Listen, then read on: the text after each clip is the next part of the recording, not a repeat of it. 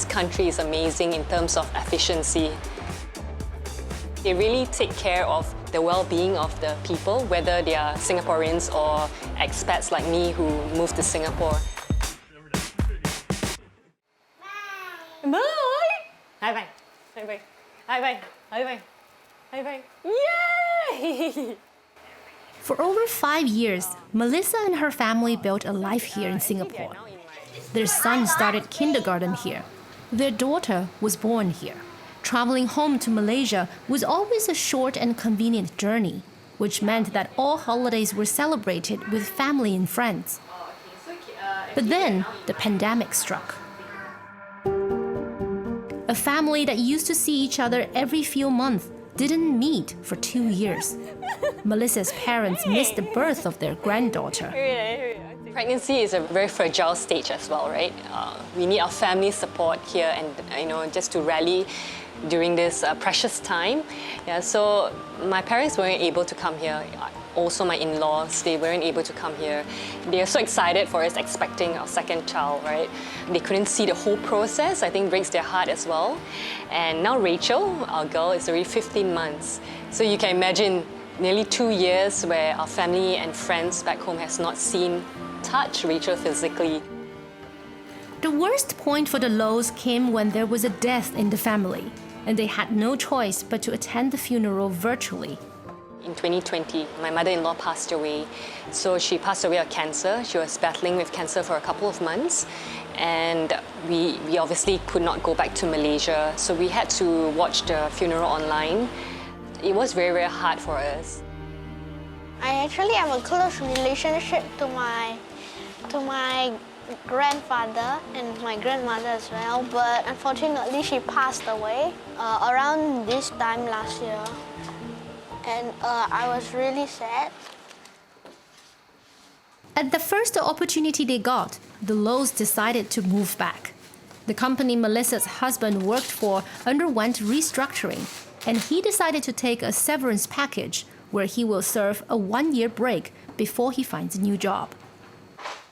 The pandemic has taught us so much about treasuring relationships, right? So that's why we decided to pull the trigger. Actually, we don't have to leave. We are sufficient here and we can actually stay here. But with my mother-in-law passing and also just to learn relationships are important. If it's not now, then when? But there was one concern, 10-year-old Ryan. He would be moving right in the middle of his primary school education. We asked him, if we do pull the trigger, you are likely to bear the most impact, right? Because he's studying and he's got school friends and teachers that he's attached to. In fact, he's been in the same class from primary 1 to primary 4. So most of his friends, his teachers are all the same. So you can imagine that level of attachment, they've built friendships since young until now they are, going towards teenager phase, right? But not to our surprise, he was very accepting of the decision because he's very social, as I can say, and highly adaptable. Ryan will enroll in a new international school in Malaysia. His only friends are in Singapore, but the 10-year-old is choosing to look on the bright side of things. I feel a bit sad, but I'm also excited. I'm excited to make new friends in Malaysia and my new school. I'm actually quite happy because when I go back to Malaysia, I'm able to see my grandfather again and my cousins. Yeah. What sealed the deal was the announcement of a vaccinated travel lane, or VTL, between Singapore and Malaysia in November 2021, allowing vaccinated people to travel without quarantine. Without the VTL, we will not go back because Rachel's 15 months. To be confined for 2 weeks in a hotel, I don't think I can cope with that. The Lows booked their flights immediately, giving themselves only 3 weeks to say their goodbyes.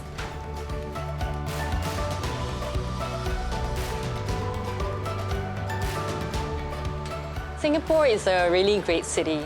It's thriving, it has a diverse culture and community. We feel loved by the community here. with our friends here. And that's what we will treasure the most, relationships.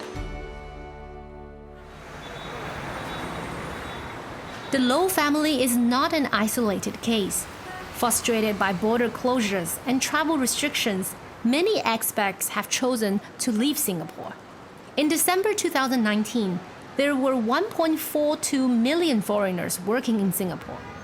Government figures in December 2021 show that since then, over 200,000, or nearly 16% of them, have packed their bags. Of that number, 32,000 were professionals, managers, or executives. I think we have definitely seen an increase. More specifically, it was right after the lockdown restrictions were eased and borders were open for travelers to go home.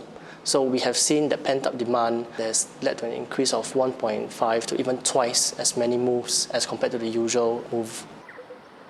MoveAs is a tech-based relocation company. They have helped over 1,000 clients move out of Singapore during the pandemic. Most clients, they say, moved to locations across Australia, New Zealand, and Europe. There are a good portion of them who are moving because they want to be closer to their family, closer to their aging parents. Whereas on the other side, we have clients that are moving because they are repatriated, they are being let go by the companies. So they're going back home as well. But not all foreigners in Singapore have the luxury to leave. So this is our library, called Migrant Library Singapore. Library Singapore, Yeah. which you helped set up. Yeah. For over a decade, Abdul Qadir Zilani has been working in Singapore and living in a migrant worker dormitory. I never felt that I'll go home because it will be much more worse.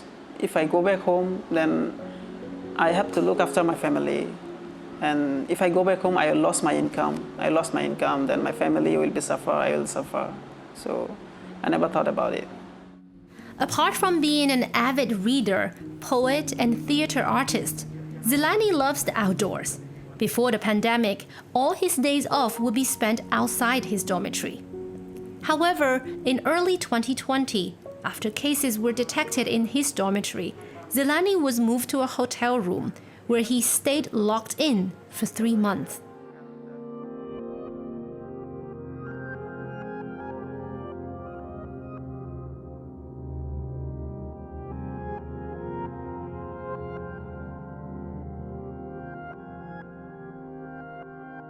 I had to serve 3 months in quarantine in a hotel room. So every 14 days after, they give me new notice for another 14 days quarantine. So I was a bit baffled because I live in a single room as a single person. I never contact with anybody. I was not even allowed to step out from my door. First few days, I feel comfortable because the room was very cozy. The bed was very nice. There was a flat LED TV, free Wi-Fi. But after a few days, I feel that the luxury without freedom is like crap. So yeah, it turned out very frustrating. So you were practically in solitary confinement for 3 months. When was the darkest moment? The darkest moment was actually my younger brother. After our first COVID test, after 14 days, he tested positive. But I tested negative. Even though we live in the same dormitory, same room, I tested negative, he tested positive. So that time I was a bit scared. I don't know what is going to happen to him because that time we didn't know much about the virus, right? Stuck inside the hotel, Zilani could only learn about his brother's health through video calls. However, once his brother recovered, the virus and being isolated in a hotel room became secondary issues. After 2 months, I was not afraid of COVID anymore. I was afraid of losing the job because I didn't know how many months is going to happen the same way. How many months how many months we can move freely and go to work. If it continue for 6 or 7 months, our company cannot run like that. So maybe our company will say, okay, we cannot do it anymore. You have to go back. Has your impression towards Singapore changed because of your experience during COVID? I've been here for 10 years, but I never felt that I am part of this community. So there is a lot of reason I never felt that because I don't have any Singaporean friend here. But for last 2-3 years, I voluntarily did some of the activities. So it's give me much more feel like, okay, I'm part of this society. I go out, I meet with some Singaporean friends and do a lot of the mobile library, or I do theater. Or the poetry Yeah, to go to the competition. poetry competition. So I meet the different people. Then COVID came. Yeah. No more socializing. Our socialism is already limited, and after the COVID, it's become more limited. In 2020, in order to contain the pandemic, Singapore restricted public gatherings, closed schools, and made many employees work from home. As 90% of the cases came from workers living in dormitories, measures there were even stricter. In these dorms where up to 20 men share one room, residents were not allowed to step out of the compound or mingle among themselves. 2 years on, measures have relaxed. Vaccinated people are free to travel, return to offices and schools, and gather for meals. But for migrant workers, though more than 98% have been vaccinated, things are different.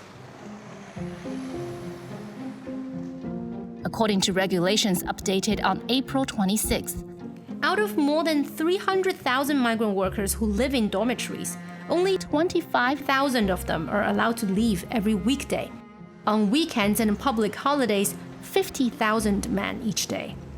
Workers have to apply to the Ministry of Manpower for approval to visit the location of their choice. Each outing is capped at 8 hours. As most workers usually get 1 day off a week, these limitations make it extremely hard for them to align meetings with friends from other dorms. People could make new friends, meet old friends, and get a lot of things done and spend their time with people they know.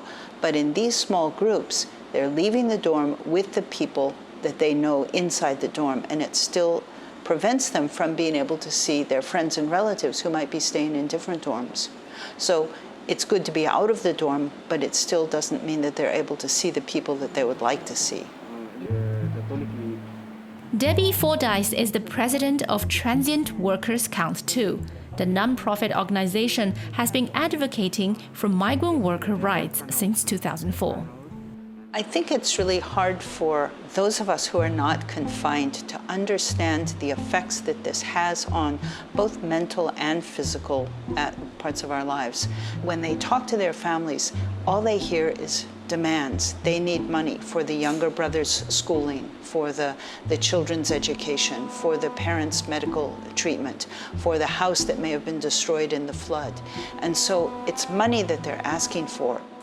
You have the number to call. For a lot of these workers, not being able to be with friends, family, loved ones, and to do things that are unrelated to work, it has a really devastating effect.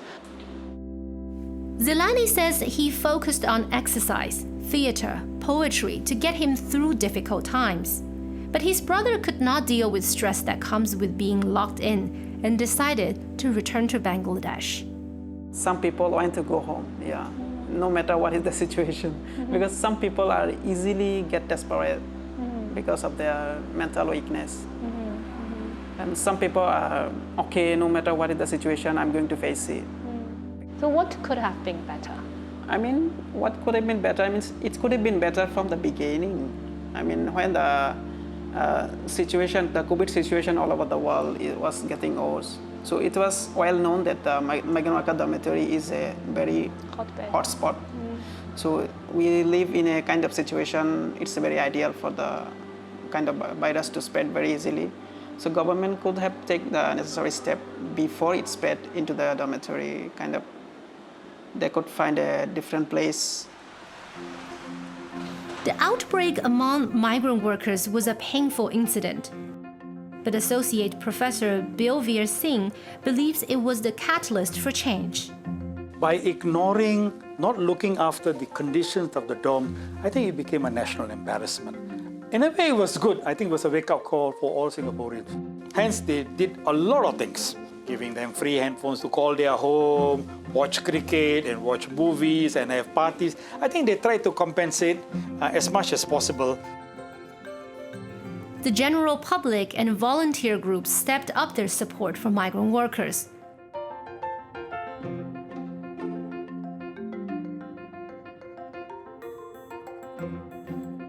And in September 2021, the Ministry of Manpower imposed new standards for migrant worker dormitories. Rooms must now be bigger, have ensuite toilets, in-room Wi-Fi, and only house 12 residents at most, with at least 1 meter of space between beds, for example. Despite all these improvements, however, restrictions on the movement of dormitory residents remain. Being able to work, of course, has been a positive thing for the workers, but their almost complete isolation from the Singapore resident community has been absolutely devastating.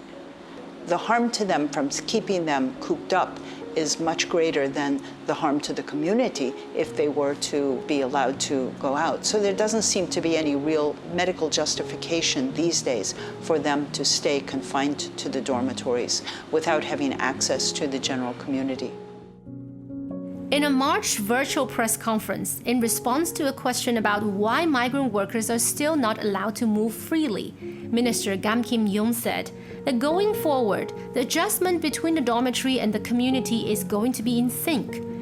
He added that the task force will try to, as much as possible, move together so that there aren't a different set of rules for different settings. I think it's a very difficult judgment call. Many people will say this was a necessary evil, compared to those who say it lacked humanity. But overall, the foreign workers are a major beneficiary of what has happened since then, in terms of housing, in terms of salaries, in terms of the way you look after the workers in one form or another.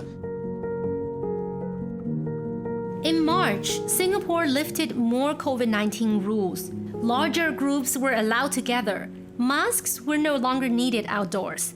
All vaccinated travelers can enter Singapore without quarantine. But the restrictions on migrant workers living in dormitories remain. Though Singapore claims to be moving towards living with COVID-19, when it comes to dormitory residents, it is moving at a different pace. For Assignment Asia, I'm Miro in Singapore.